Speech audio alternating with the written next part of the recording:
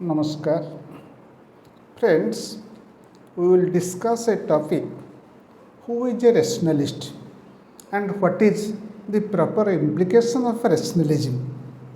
In Indian languages, rationalists are translated in different ways, some called Hetuvadi, some called Buddhivadi, some called Juktivadi.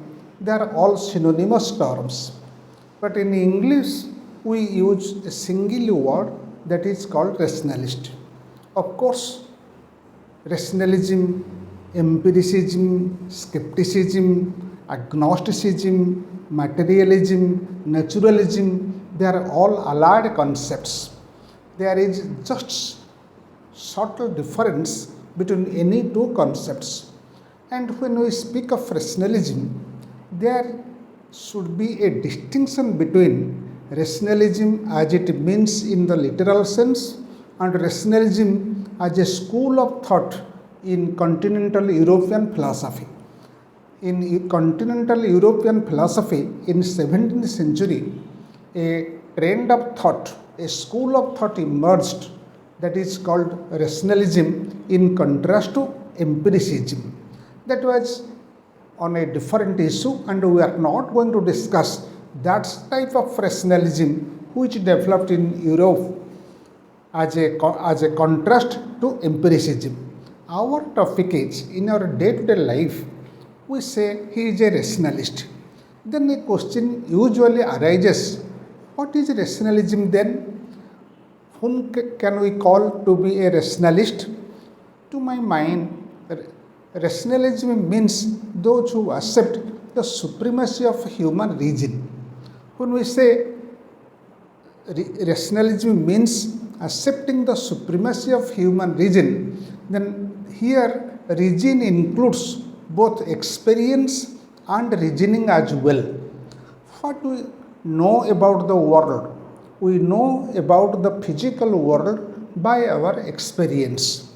Every individual, every man is bestowed with some sense organs, and by that sense organ he perceives the world around him and then forms his ideas about many things.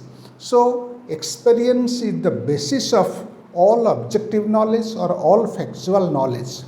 When we speak of reasoning, reasoning is an ability, it is a human ability, and by reasoning we mean the method, the procedure that we adopt in forming knowledge about things. And reasoning includes two important methods like the deductive procedure or a deductive method and the inductive procedure or the inductive method. All mathematical knowledges adopt the deductive procedure. Whatever mathematical knowledge we study, it may be arithmetic, it may be geometry, it may be algebra, trigonometry. In mathematical reasoning is based on deductive reasoning, whereas all scientific reasoning, all scientific generalizations are made on the basis of our experience. So both experience as well as reasoning come under the category of human reasoning, and rationalism promotes inquisitiveness in man. We don't take things for granted. A rationalist always is inquisitive. He wants to know how things happen, what are the causes behind different phenomena. So in the course of time, man has become inquisitive. The primitive man was living in a world of ignorance because he had no knowledge. So, but in course of civilizational progress, man developed different ideas, formed different concepts, and promoted human knowledge in many branches of human life. So there is a vast nature around us, and when we study the natural phenomena, we have natural science, and when we study human society, social problems, social issues, we have social science. Social science has many dimensions, many branches. So also natural science has many branches, and they make they help us to acquire knowledge. So when we speak of scientific knowledge is always fact based, evidence based. Scientific knowledge is always supported by some evidence and supported by some proof. So a scientist is always adopt a definite procedure, a universal procedure to get any knowledge. In this context, we can distinguish between scientific attitude or scientific mind and science. Somebody may be a scientist in his profession, but he may not possess a scientific attitude. But on the other hand, somebody might have a scientific attitude, and who has a scientific attitude does not matter whether he has studied science or not. He can be called a rationalist. So rationalists are always scientific minded, and besides, we accept the supremacy of the natural order. A rationalist usually accepts the supremacy of the natural order. By natural order, we mean whatever phenomenon is there, or whatever phenomenon occurs in nature, or whatever event happens in society, they are always backed by some cause. There cannot be any phenomenon without a cause, whether we know it or we do not know it. But in principle, there cannot be any supernatural cause of a natural phenomenon. This is the basic principle of rationalistic belief. Nothing is supernatural. There are lot of mysteries in nature. So nature is so vast and so complicated, it is not possible to know the cause of every phenomenon or the cause of every event.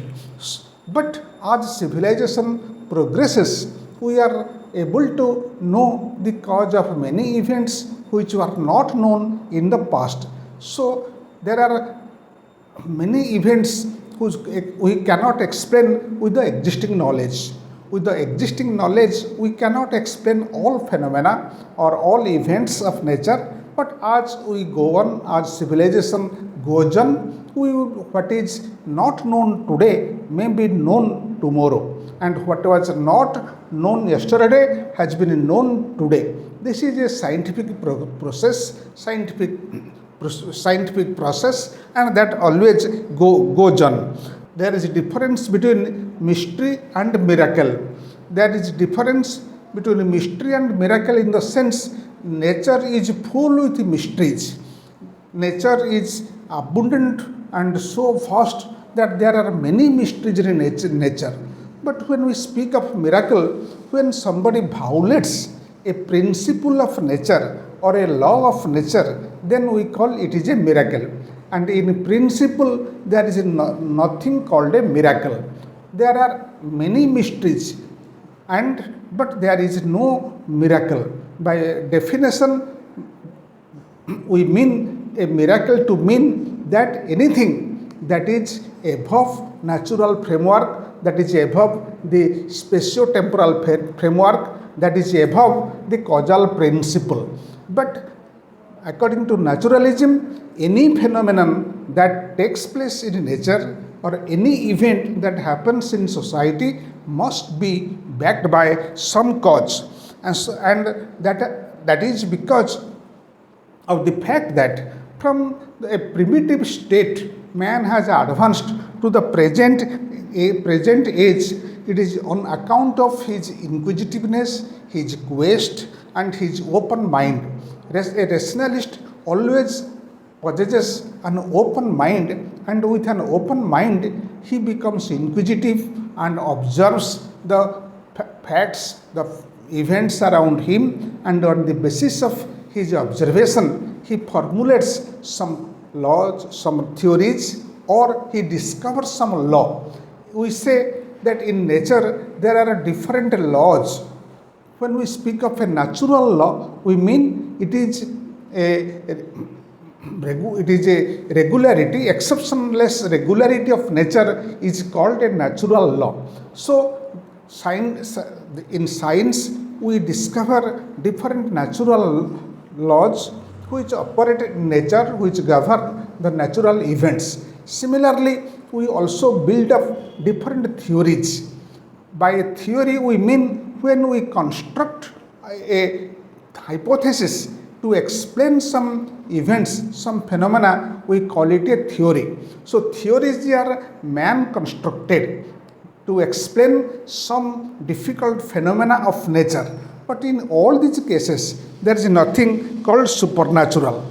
And again, when we speak of rationalism, it has a cognitive dimension. The cognitive dimension is how human knowledge is expanding or increasing day by day. What we know today, we did not know a few years back. What a child can explain today, the most intelligent people of the past, they did not know it. So it is because civilization is progressing, and with the progress of civilization, human knowledge is also progressing. We call it the cognitive dimension of rationalism. Then rationalism has also a moral dimension, and that is most important.